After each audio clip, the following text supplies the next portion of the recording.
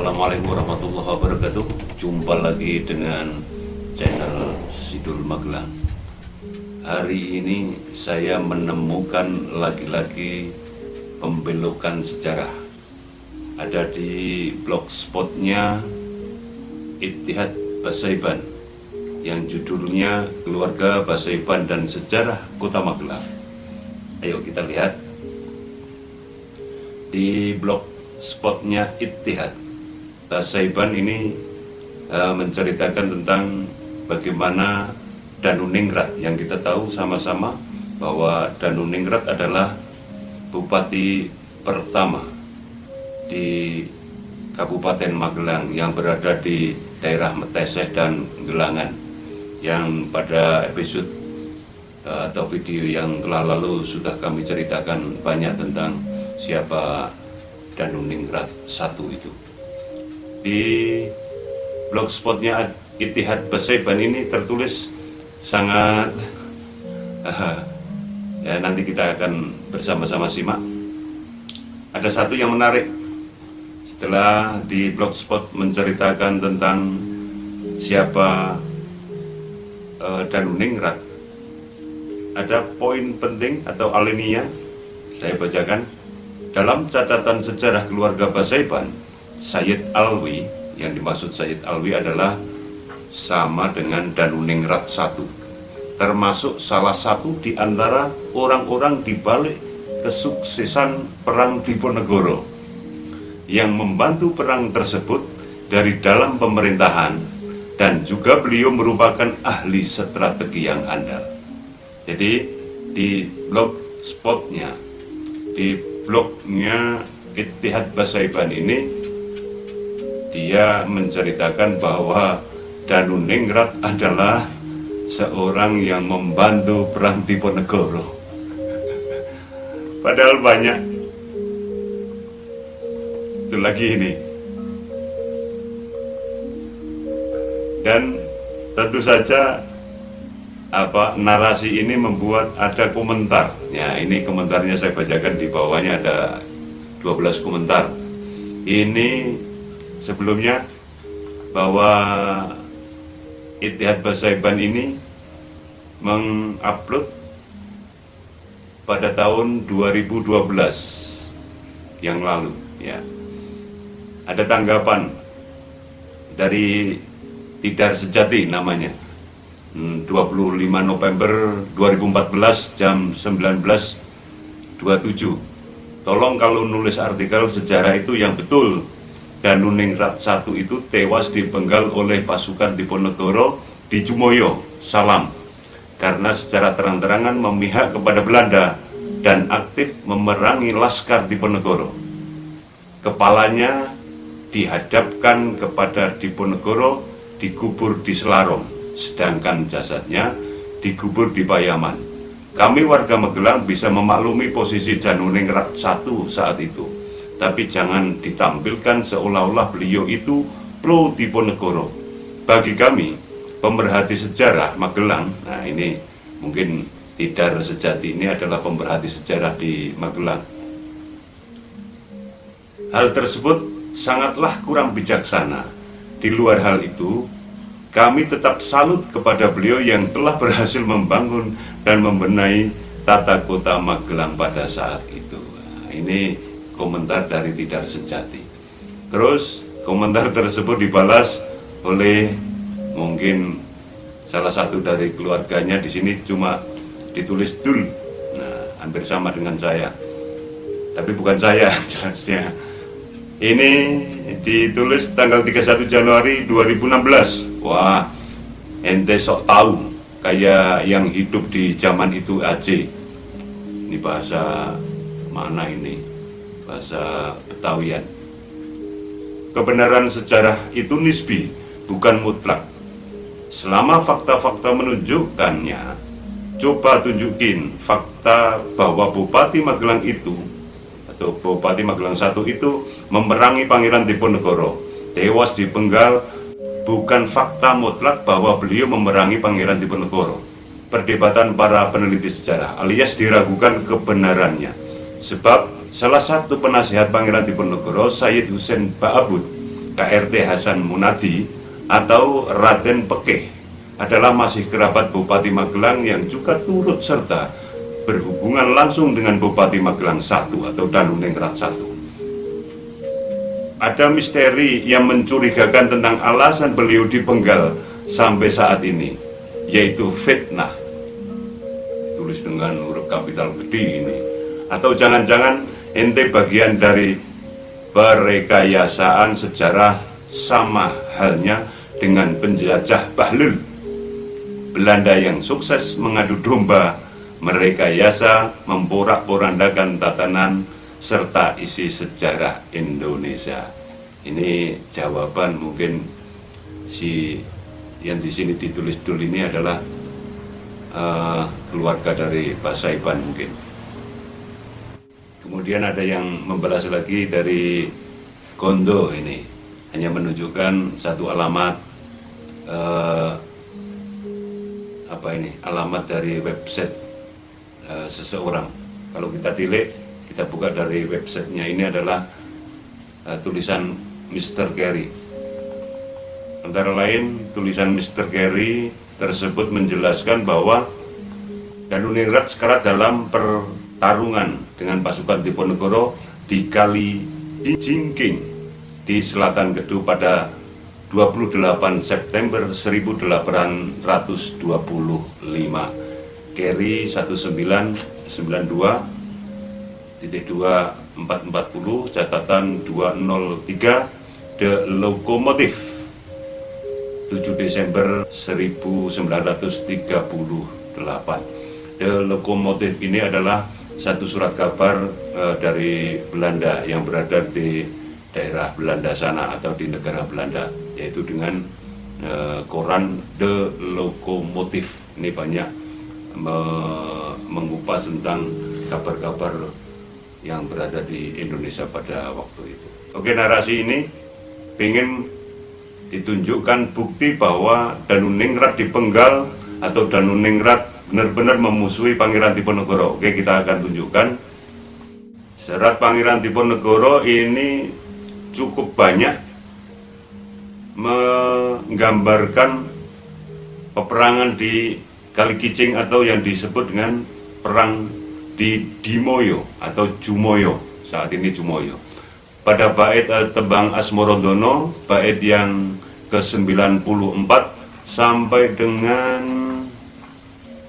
bait 110. Kita tahu bahwa serat Pangeran Diponegoro ini ditulis langsung oleh Pangeran Diponegoro sendiri dalam banyak hal tentang kehidupan beliau dan cerita dari peperangan beliau atau Perang Jawa. Ini Mas Roni Sadewo banyak mengupas tentang tembang Asmorondono ini atau serat Pangeran Diponegoro ini banyak. Nanti akan kami sertakan pada deskripsi. Salah satunya kita akan buktikan bahwa di bait yang ke-104, pan lajeng kuweling jurit senjata wus datan mulya caruk waos lan sangkure pedang lawan duwungika Rahaden Danuningrat ing yuda apan kepanggo lan King Usman Alibasah. Dilanjutkan bait ke-105, langkung ramonipun jurit kepanggih samya saudara nanging kersaning Sang Hyang Manon den Danuningrat kuciwa mapan sampun palastra batang serdadu tumpuk kadhik kang gesang lumayuwa. Bahwa di bait 104 ini jelas menggambarkan bahwa peperangan sudah beradu antara keris, pedang, tombak, sangkur dan lain sebagainya. Dan di sini diceritakan oleh Pangeran Diponegoro, Raden Danuningrat ing yuda apangguh lan King Usman Alibasa. Pada waktu itu di Dimoyo yang menjadi panglima besarnya saat itu dari pasukan atau Laskar Purgio adalah Usman Alibasah. Di sini ada titel Alibasah adalah sebagai panglima tertingginya di perang Dimoyo itu. Kepangguh kalian Danuningrat, artinya berhadap-hadapan dengan Danuningrat I yang dimaksud pada bait ini. Langkung raminipun ngajurit kepanggih samo saudara. Antara Alibasa, Osman ini dan Danuningrat ini masih saudara. Namun kersanipun Sang Hyang Manun Danurit keciwa mapan sampun palastro. Akhirnya di sini diceritakan di serat ini bahwa Danuningrat meninggal dunia di tombak. Kalau di cerita yang lain banyak diceritakan bahwa Danuningrat I ini mati kena tombak Barutubo yang dibawa oleh Alibasah Usman sebagai panglima perangnya. Kemudian memang kalau di Wikipedia diceritakan bahwa kepalanya dipenggal, lalu kepalanya dibawa ke Selarong, dimakamkan di Selarong, dan tubuhnya dimakamkan di Payaman, di belakang Masjid Kauman Payaman itu yang daerah-daerah yang Pasaiban itu, bukan yang di Mbah Romagung, tidak, tapi di bagian yang lain di sebelah belakangnya lagi. Begitu. Jadi inilah di blog ini diceritakan banyak sekali dan ini dibelokkan menggiring kita bahwa dikesankan bahwa Danuningrat ini adalah sebagai orang yang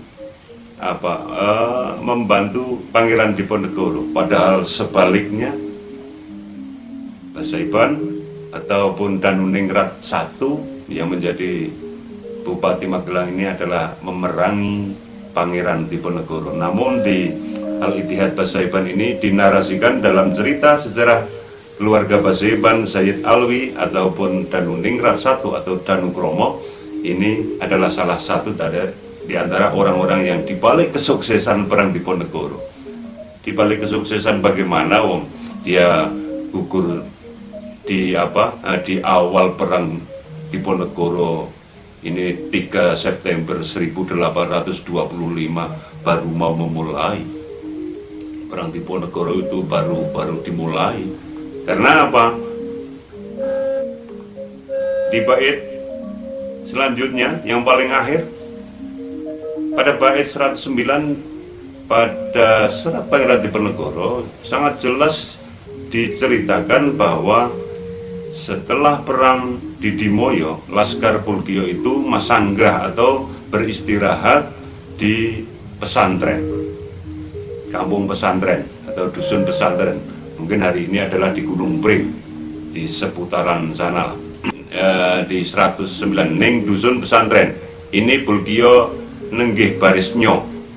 Mengkono tanah Jawane langkung raminipun ngayudo mapan saengeniro pesisir Monconegoro iku pajang lawan Sukowatnyo. Jadi setelah perang Diponegoro itu, Pangeran Diponegoro dalam serat Pangeran Diponegoro menceritakan setelah itu ramainya di mana-mana berkobar peperangan Jawa atau yang kita kenal dengan perang Jawa atau perang Pangeran Diponegoro 1825. Jelas baru berkobar. Kok bisa di mana di Al-Ittihad ini kok menceritakan bahwa Sayyid Alwi termasuk salah satu di antara orang yang dibalik kesuksesan perang Diponegoro, padahal dia sudah mati duluan. Gimana ini? Pada tanggal 3 September 1825. Ini buktinya. Nanti akan kami sertakan pada deskripsi serat Pangeran Diponegoro yang kami terjemahkan dari Mas Roni Sadewo, atau nanti bisa dilihat di Mas Roni Sadewo. Begitu. Jadi memang pembelokan sejarah ini ternyata sampai hari ini, dari dulu kala sampai hari ini, mereka Pak Alawi ini mencoba membelokkan sejarah demi sejarah, sehingga kita kalau tidak teliti, tidak hati-hati, kita akan termakan oleh narasi-narasi ataupun blog-blog ataupun web-web yang mereka buat. Untuk itu, ayo kita jaga negara Kesatuan Republik Indonesia ini dengan meluruskan sejarah. Kalau ada yang tidak benar, kita harus berani meluruskan dengan data.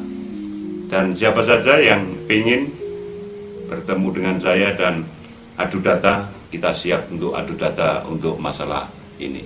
Terima kasih. Semoga kita diberkahi oleh Allah Subhanahu wa Ta'ala dalam memperjuangkan sejarah yang benar-benar ada peristiwa sejarah ataupun hakikat sejarah itu sendiri. Terima kasih. Assalamualaikum warahmatullahi wabarakatuh.